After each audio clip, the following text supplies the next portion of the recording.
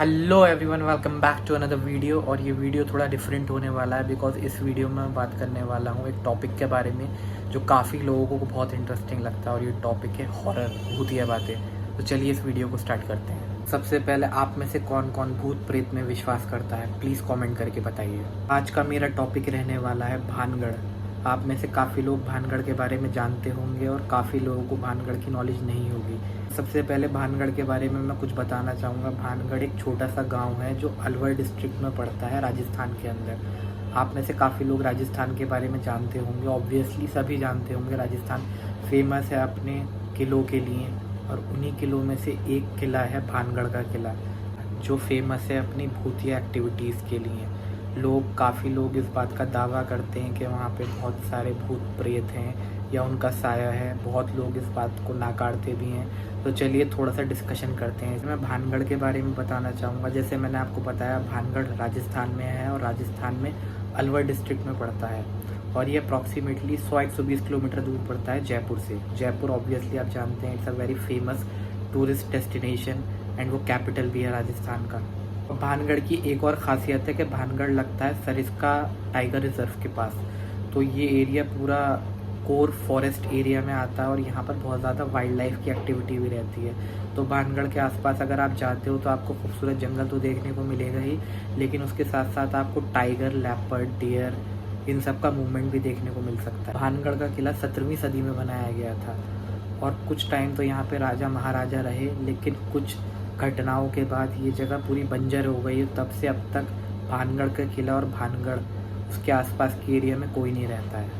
सिर्फ दिन के टाइम पे लोग यहाँ पर टूरिस्ट आते हैं, इस किले को देखते हैं। तो भानगढ़ किले को लेकर 2-3 कहानियाँ भी हैं। सबसे पहले मैं आपसे वो शेयर करता हूँ। सबसे पहली कहानी यहाँ की राजकुमारी और एक तांत्रिक की कहानी है।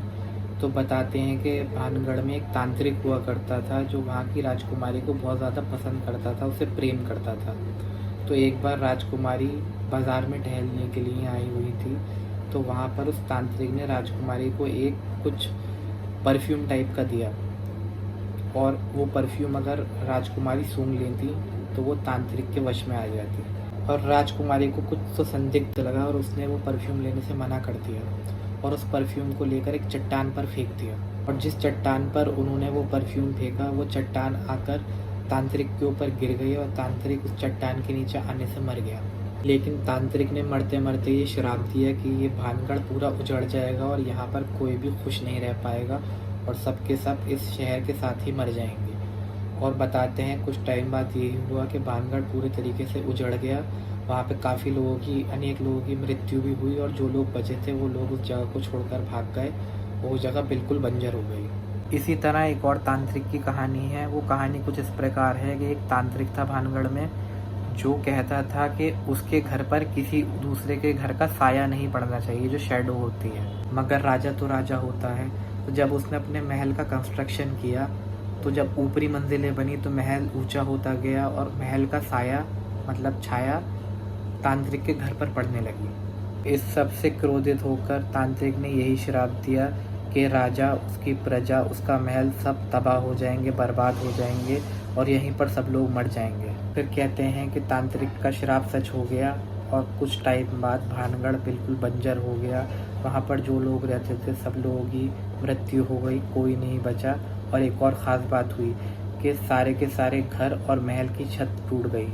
और ये चीज़ फैक्ट है कि मैं भी जब वहाँ पर गया था तो मुझे भी ना महल पर छत मिली और ना ही किसी घर पर छत मिली। वहाँ पर जितनी भी चीज़ें हैं उन पर छत नहीं है। इसी तरीके से भानगढ़ की बहुत सारी किस्से और कहानियाँ हैं जो लोग बताते हैं, जो आपको इंटरनेट पर भी देखने को मिल जाएंगी। तो जब आप भानगढ़ के गेट पर पहुँचते हैं तो वहाँ पर एक बोर्ड पर लिखा हुआ है कि सूर्यास्त से सूर्योदय तक यहाँ पर रुकने पर प्रतिबंध है, which means it is prohibited to stay here from sunset till sunrise. पे टेक्निकली ये लिखा है कि आप रात में भानगढ़ में नहीं रुक सकते। अब जैसे मैं आपको बताना चाहूँगी, इसके पीछे बहुत सारी वजह हो सकती है रात में रुकने में वहाँ पे क्यों मना करा गया है। सबसे पहली वजह ये हो सकती है कि जैसे मैंने आपको बताया, भानगढ़ बिल्कुल जंगल के बीच में है। तो वहाँ पर इन केस आप रुक जाते हैं और कोई भी आपके साथ अनहोनी हो सकती है, या क्रिमिनल एक्टिविटी हो सकती है, या कोई जानकर वहाँ पे कोई क्रिमिनल एक्टिविटी कर सकता है। तो इसलिए वहाँ पे लोगों को रोकने से मनाही है। दूसरी वजह ये हो सकती है कि जैसे मैंने आपको बताया था वो सरिस्का टाइगर रिज़र्व के बिल्कुल पास में है, तो वहाँ पर बहुत ज़्यादा जंगली जानवरों का मूवमेंट रहता है। तो अगर आप वहाँ रुकते हो तो चांसेस हैं कि आपका जानवरों से सामना हो सकता है और जब भी आपकी जान पर बन के आ सकती है। तो ये भी वजह हो सकती है जिसलिए आपको मना करा जाता है वहाँ पे रात में रुकने के लिए। तीसरी और सबसे वैलिड वजह जो मुझे लगती है वो ये हो सकती है कि देखिए जितनी भी एएसआई के मॉन्यूमेंट्स हैं या जो भी गवर्नमेंट ऑफ इंडिया के अंडर में मॉन्यूमेंट्स आते हैं, वहाँ पर आप यही देखेंगे कि वहाँ पर एक टाइमिंग रहती है, या तो 5 बजे तक या शाम के 6 बजे तक या शाम के 7 बजे तक, जिसमें आपको परमिशन होती है अंदर रहने की, क्योंकि वो गवर्नमेंट प्रॉपर्टी है। तो ऑब्वियस सी बात है रात के टाइम पे वहाँ पे आपको रहने की परमिशन नहीं दी जाएगी। तो सबसे वैलिड रीज़न मुझे यही लगता है। और शायद चौथा रीज़न यही हो पैरानॉर्मल वाला, कि वहाँ पर सही में ऐसी एक्टिविटीज़ होती हों जिस वजह से रात में जाने के लिए वहाँ पे सख्त मनाही करी गई हो। अभी मैं आपसे अपना भानगढ़ का एक्सपीरियंस शेयर करना चाहूँगा। मैं भी वहाँ 2-3 बार गया हूँ और मेरा एक्सपीरियंस भानगढ़ को लेकर कैसा रहा। मैंने भी भानगढ़ के बारे में लोगों से सुना था, इंटरनेट पे देखा था कि it is the most haunted place in Asia and India. तो मेरा भी इंटरेस्ट बना कि मैं जाता हूँ और देखता हूँ क्यों इतना फेमस है और क्यों इतना लोग इसके बारे में बात करते हैं। तो मैं भी यही सोच कर गया था कि हो सकता है मुझे वहाँ पे कुछ पैरानॉर्मल एक्टिविटीज़ या ऐसा कुछ देखने को मिले। तो चलिए मैं आपको अपना एक्सपीरियंस बताता हूँ। तो मैं जयपुर से भानगढ़ की तरफ गया था और जयपुर से भानगढ़ का रास्ता बहुत खूबसूरत है। जैसे मैंने आपको बताया वो सरिस्का टाइगर रिज़र्व की तरफ से गुजरता है और भानगढ़ ऑलमोस्ट उसके अंदर ही पड़ता है। तो पूरा का पूरा जंगल का कोर एरिया है। भानगढ़ के कैंपस में एंटर करने के बाद सबसे पहले पड़ता है भानगढ़ का बाज़ार, और ये भी बहुत फेमस इसलिए है क्योंकि बाज़ार में जितनी भी दुकानें हैं उनकी छत नहीं है। मतलब दीवार तो है बट किसी भी दुकान की छत नहीं है। और एक और फैक्ट की बात है कि भानगढ़ के बाज़ार में एक बहुत फेमस मूवी की शूटिंग हुई है। आप में से जो जानता हो प्लीज़ कमेंट करके बताना कि वो कौन सी मूवी है। और काफ़ी देर चलने के बाद आप पहुंचते हो भानगढ़ के किले तक। तो किला काफ़ी ऊंचाई पर है। किले के टॉप पर पहुंचकर आपको पूरा आसपास का जंगल और एरिया दिखता है जो कि बहुत खूबसूरत लगता है। भानगढ़ के किले में एंटर करने के बाद थोड़ी सी भूतिया फीलिंग या नेगेटिव फीलिंग आती है, जो कि नेचुरल है बिकॉज़ वो जगह 200-300 साल से बंद पड़ी है और बिल्कुल सुनसान है। और कोई भी ऐसी सुनसान जगह पर जाकर आपको थोड़ी नेगेटिव फीलिंग आती है।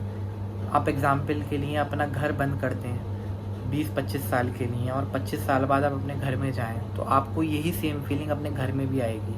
तो ये होना नेचुरल है। तो ये फीलिंग इस बात को प्रूव नहीं करती कि आपके घर में भूत प्रेत हैं। सेम ही ये चीज़ अप्लाई होती है भानगढ़ के ऊपर कि अगर आपको वहाँ पे नेगेटिव या थोड़ी भूतिया फीलिंग आ रही है उसके पुराने या सुनसान होने की वजह से, तो ये इस चीज़ को प्रूव नहीं करता है कि वहाँ पर भूत हैं या कोई भी इस तरीके की नेगेटिव चीज़ है। एक चीज़ जो आपको भानगढ़ में बहुत मिलेगी गारंटीड, वो है चमगादड़।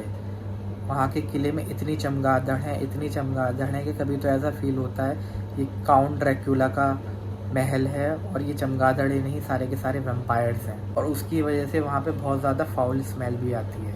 मैं भानगढ़ के किले में सुबह से शाम तक रुका बट मुझे कोई भी नेगेटिव फीलिंग या कोई पैरानॉर्मल एक्टिविटी या कोई भी ऐसी चीज़ होती हुई नहीं दिखी जिससे मुझे लगता वहाँ पर कोई भूत है, कोई प्रेत है या कोई नेगेटिव एनर्जी है। कई बार हम लोगों का ऐसी जगह को लेकर एक परसेप्शन सा बन जाता है।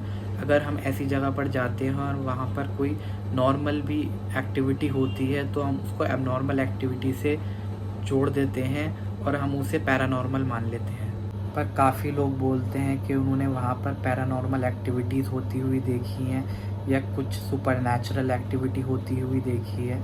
बट मेरा ये मानना है कि जब तक आप अपनी आँखों से कोई चीज़ नहीं देख लेते तो आपको उस चीज़ पर यकीन नहीं होता है। तो मेरा पर्सनल एक्सपीरियंस भी वहाँ को लेकर यही रहा है कि जब मैं वहाँ पर 2-3 बार गया मेरे साथ कोई भी ऐसी अबनॉर्मल एक्टिविटी या पैरानॉर्मल एक्टिविटी नहीं हुई। मैं आप लोगों से यही कहना चाहूँगा, अगर आप लोगों को भी भानगढ़ में इंटरेस्ट है तो आप जाएँ, उस किले को एंजॉय करें, वहाँ का एनवायरनमेंट एंजॉय करें।